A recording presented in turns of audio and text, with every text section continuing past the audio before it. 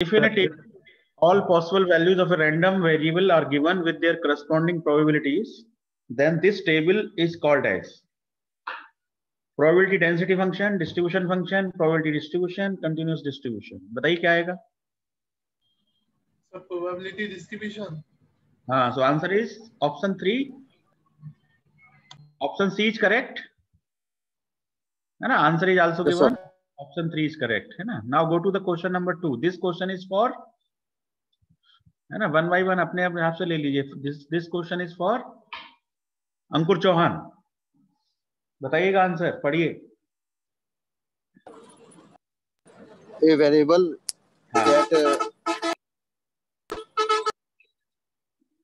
that can assume any possible value between two points is called discrete, continuous, discrete sample, random variable.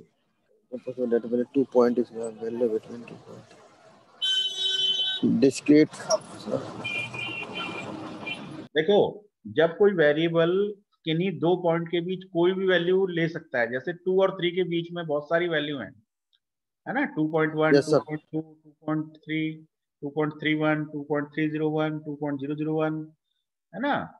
So when a variable can take all the values between 2 points, then it is called continuous random variable. वो तो continuous हो गया ना फिर, जो हर value ले सकता है. Yes, sir. जैसे हम डाइस को रोल करते हैं, तो डाइस में या तो 1 आता है या 2 आता है ना, या 3 आता है, या 4 या 5 या 6 ऑप्शंस होते हैं हमारे पास, है ना. 1 आता है या 2 आता है, लेकिन 1.5 नहीं आ सकता उसमें, है ना. वो जो आउटकम है वो डिस्क्रीट है. रोलिंग ए डाइस से जो आउटकम मिल रहे हैं वो तो डिस्क्रीट हैं, ठीक है. और मान लीजिए हम किसी क्लास के बच्चों की हाइट मेजर कर रहे हैं, तो हाइट तो कुछ भी हो सकती है ना. Yes sir. हाँ, हाइट तो 5 फुट 1 इंच भी हो सकती है, 5 फुट आधा इंच भी हो सकती है ना, 5 फुट 0.1 इंच भी हो सकती है, 5.01 कुछ भी हो सकती है. तो हाइट जो है वो कंटिन्यूअस वेरिएबल हो गया. तो अब ये क्वेश्चन कह रहा है variable that can assume any possible value between 2 points is called continuous. तो आंसर कौन सा आएगा? Option B. Option B. हाँ, देखिए आंसर भी दिया होगा option B. Option 2 is correct. Okay, now the next question is for Mohini Devi. पढ़िए अपना माइक अनम्यूट करके पढ़िए. A formula or equation used to represent the probability distribution of a continuous random variable is called probability density function. Density function PDF आएगा, है ना, PDF आएगा, ठीक है. Good. Now the next question is 4. This is for Hemant परिहार. पढ़िए.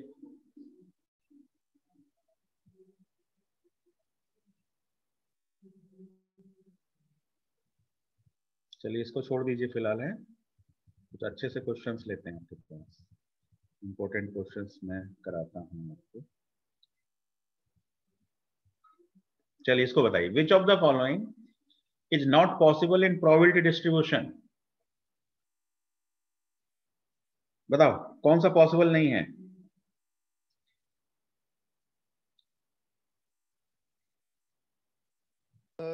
B.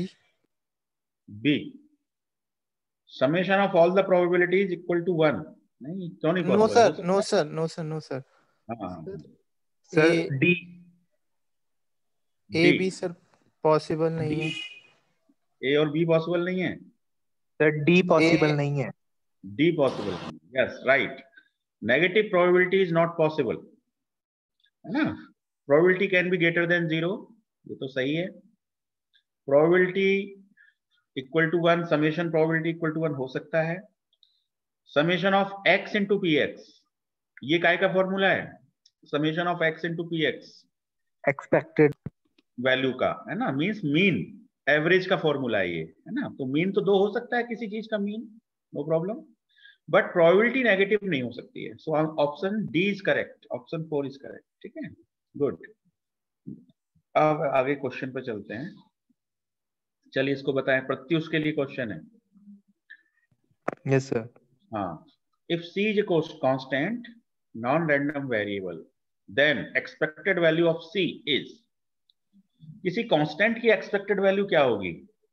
सी होगी। किसी constant की एक्सपेक्टेड वैल्यू क्या होगी? सर सी होनी चाहिए। सी ही होनी चाहिए, है ना? बिल्कुल सही है। जैसे कांस्टेंट है तो उसका मीन वैल्यू वही है, वो हमेशा कांस्टेंट है तो एवरेज निकालोगे तो कांस्टेंट ही आएगा। ठीक है, good. Now next question, A discrete probability distribution may be represented by, कोई भी बताइए आप जिसको भी आता है। Sir table. Discrete probability distribution may be represented by a table, by a graph, by a mathematical equation. ठीक है, क्या ग्राफ से रिप्रेजेंट नहीं कर सकते डिस्क्रीट प्रोबेबिलिटी डिस्ट्रीब्यूशन को? सर कर सकते हैं शायद। हाँ, तो फिर बी भी हो सकता है, ए भी हो सकता है, all of the above. So answer D is correct.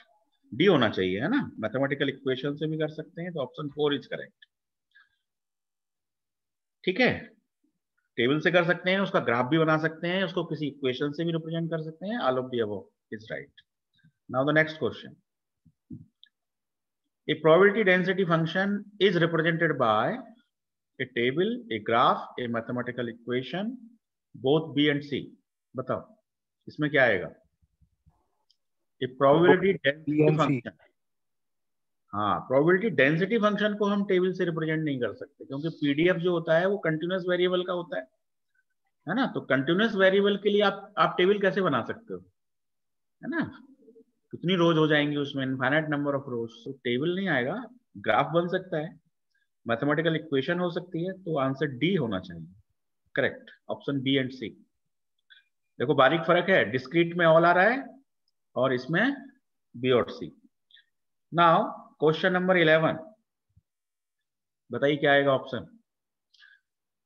If c is a constant in a continuous probability distribution, then probability x equal to c is always equal to क्या आएगी?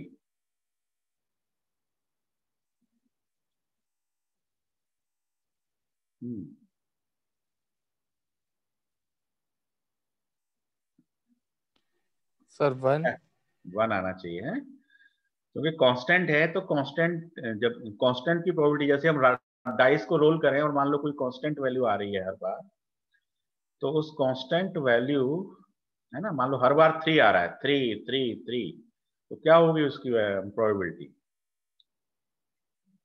कांस्टेंट की प्रोबेबिलिटी क्या होगी?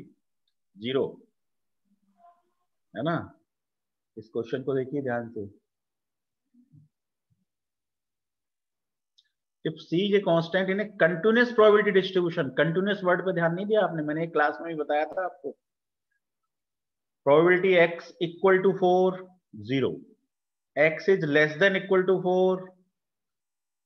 जब मैं continuous distribution पढ़ा रहा था तो मैंने ये कहा था कि कंटिन्यूअस डिस्ट्रीब्यूशन में x इक्वल टू 4 कुछ होता ही नहीं है, मतलब उसकी प्रोबेबिलिटी 0 होती है। ठीक है, किसी कांस्टेंट के आने की कंटिन्यूअस डिस्ट्रीब्यूशन में जैसे मान लीजिए आपने बताया था, निकलवाया भी था तो नेग्लेजिबल आई थी। नेग्लिजिबल आई थी, है ना? एक करोड़ वाला एग्जांपल भी लिया था, है ना? This question is very important exam के पॉइंट ऑफ व्यू से, मतलब इन आप आराम से करिएगा, ऑनलाइन एग्जाम होगा इस बार, तो कुछ ऐसे ही क्वेश्चंस हो सकते हैं ऑब्जेक्टिव में, है ना? तो answer is 0, important question number 11। Now question 12 को अभी छोड़ते हैं, हम आते हैं क्वेश्चन, हाँ ये बताइए, if the random variable takes negative values then the negative values will have, बताओ क्या आएगा? किसी रैंडम वेरिएबल की वैल्यू नेगेटिव है ना, तो उसकी प्रोबेबिलिटीज क्या होंगी? Positive, negative, constant, difficult to tell. तो for your kind information, probabilities are always positive, है ना? चाहे वैल्यू नेगेटिव हो, रैंडम वेरिएबल की वैल्यू नेगेटिव हो, पॉजिटिव हो, 0 हो, लेकिन प्रोबेबिलिटी हमेशा पॉजिटिव ही होती है। Probability always varies between 0 to 1। तो आंसर कौन सा आना चाहिए? Positive means option 1 should be correct, so option 1 is correct, है ना? Now come to question number 15। इसको बताइए, if we have function fx equal to 2x, 0 less than x less than 1, 0 से 1 के बीच वैल्यू चेंज हो रही है, तो ये कैसा डिस्ट्रीब्यूशन हुआ बताओ? डिस्क्रीट या कंटिन्यूअस? कंटिन्यूअस हुआ sir. It is a continuous. Then fx is a probability distribution, probability density function, distribution function, and the last is continuous random variable. तो fx को हम क्या कहेंगे? fx इक्वल टू 2x, और x very कर रहा है 0 से 1 के बीच में, तो इस fx को हम क्या कहेंगे? जैसा कि आपने बताया कि ये कंटिन्यूअस वेरिएबल है, तो if it is continuous variable then it is represented by probability density function. तो आंसर बी करेक्ट होना चाहिए, है ना? देखते हैं, answer B is correct. Yes, answer option 2. Now question number 16, इसको बताइए. Numbers selected by random process and are equally distributed in a table are called.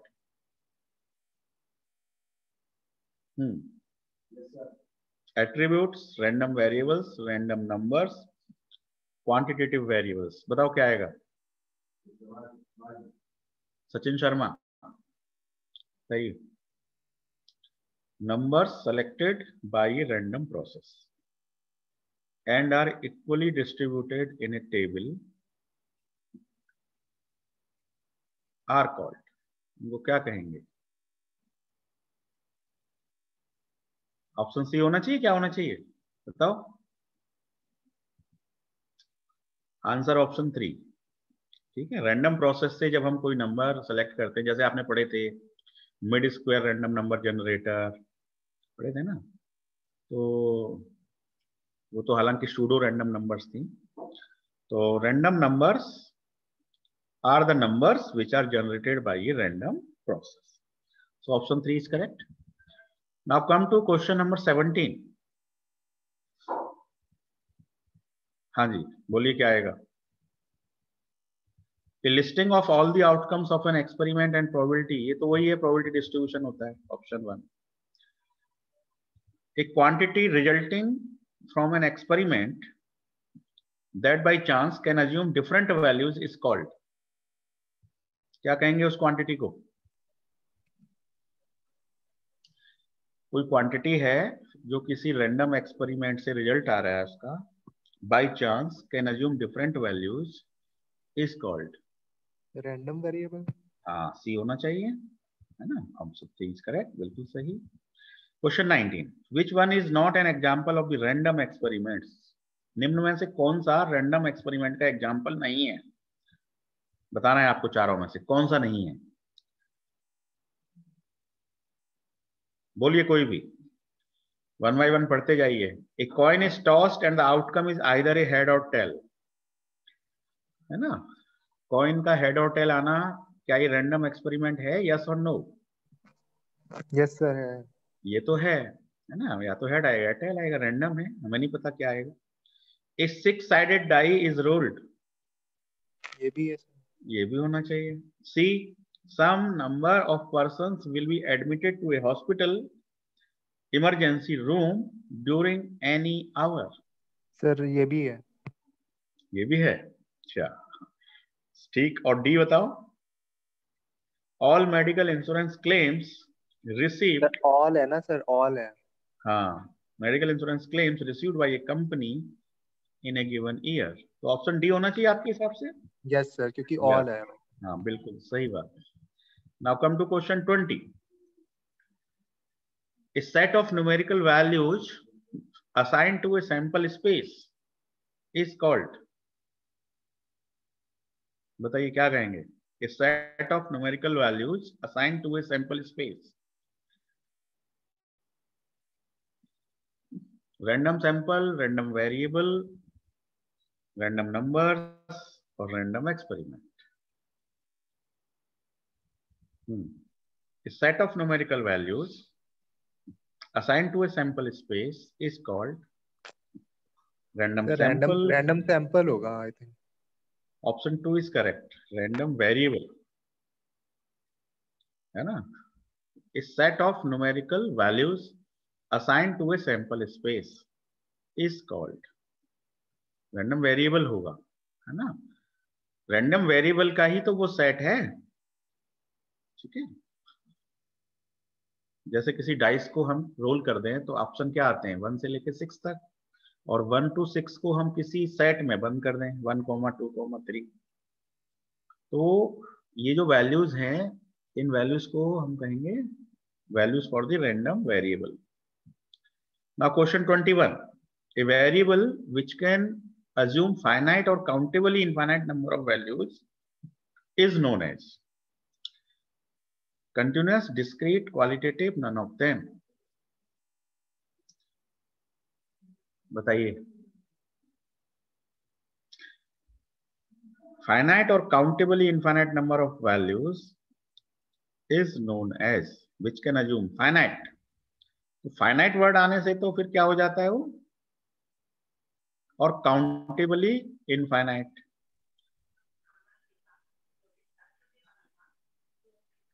Sir discrete है नहीं, फाइनाइट में तो डिस्क्रीट होना चाहिए, लेकिन काउंटेबली इनफाइनाइट में क्या होना चाहिए?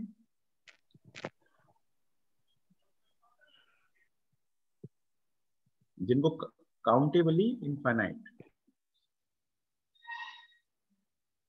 Qualitative, none of them, continuous, discrete. चलिए ऑप्शन देख लेते हैं क्या है। ऑप्शन 2 इज करेक्ट, है ना। फाइनाइट के लिए तो डिस्क्रीट ही होगा, और ये काउंटेबली इनफाइनाइट की जगह काउंटेबली फाइनाइट होना चाहिए, कुछ मिस्टेक लग रहा है इसमें, है ना। इसको चेक कर लेंगे जरा। सो ऑप्शन 2 इज करेक्ट, ठीक है। तो आज हमने कितने